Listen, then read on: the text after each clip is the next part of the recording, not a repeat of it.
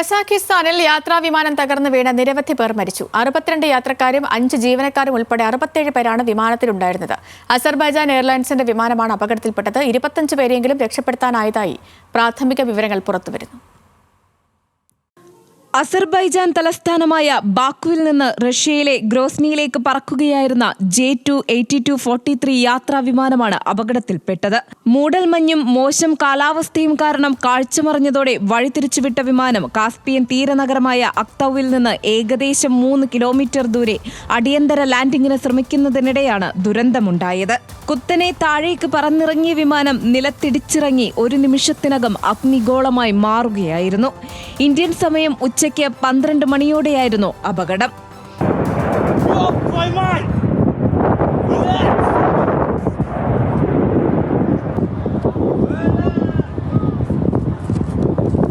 ബാക്കുവിൽ നിന്ന് ഇന്ത്യൻ സമയം രാവിലെ 9:28 വിമാനം ടേക്ക് ഓഫ് ചെയ്തത്.